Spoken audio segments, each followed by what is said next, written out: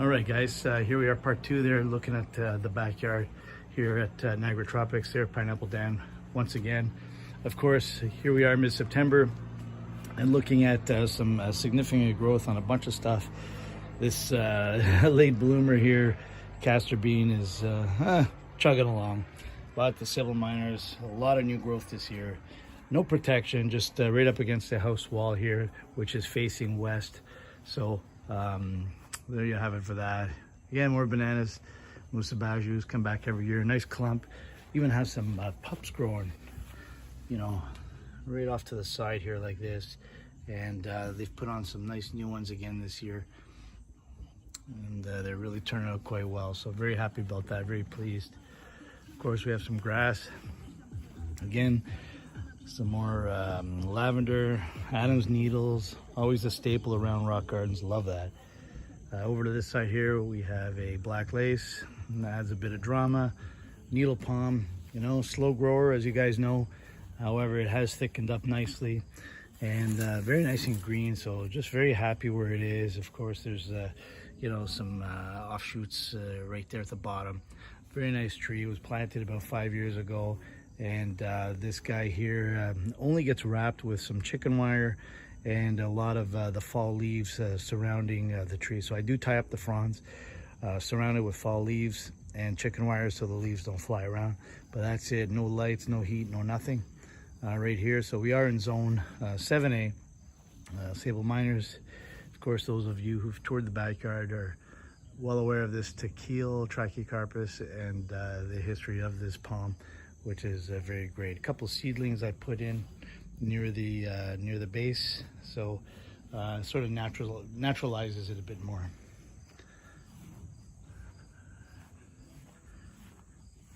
Rosa Sharon, more sable miners. Yes, I did mention they are my favorite in the other video.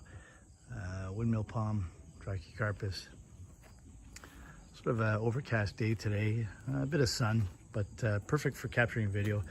I found these robellinis, triple trunk robellinis. I thought it would add a little bit of drama. I really like the feather tip style palms like pindos and robellinis and any phoenix species that, you know, they all look well in pots, and they add, again, very nice appeal to a hardscape. Here we are, some more windmill palms.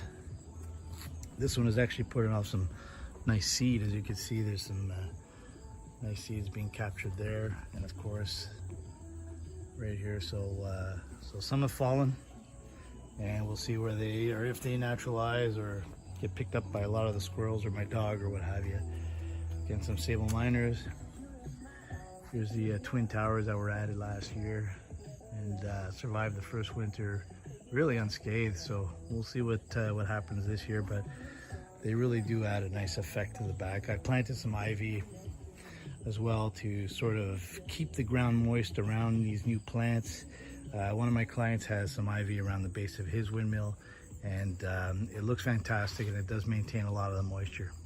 And of course, the pindo is just really happy there after its 3-year establishment rule. This is now its 5th year, and just very happy with this pindo. You know, enjoyed the summer so much that it actually put on a lot of growth in the middle, and I couldn't be more pleased with this guy.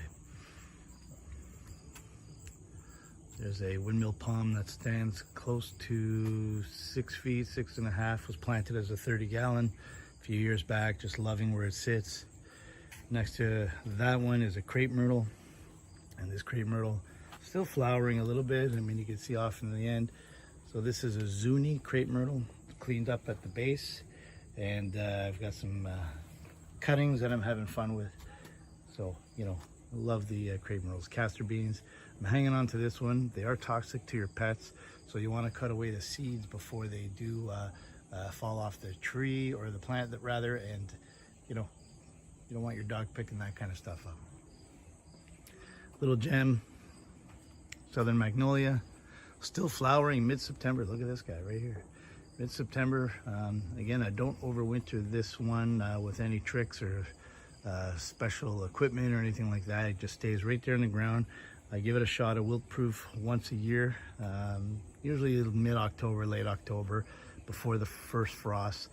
and you know, it fares quite well. Drops its leaves in the spring, but you know, flushes right back out with some solid new growth. And I'm very happy with the growth this year. See a lot of the, you know, stems right off the actual main trunk of the tree. So very happy with that one. I'm trying sky pencil this year. You know, we'll see how that goes. And of course we have some Abyssinian red with some bananas. So there you have it, everybody. I hope you enjoy it. A bit of a garden tour again with the twin towers right there. And nothing beats a tropical garden without having your favorite made in China Taki Tiki Flamingo.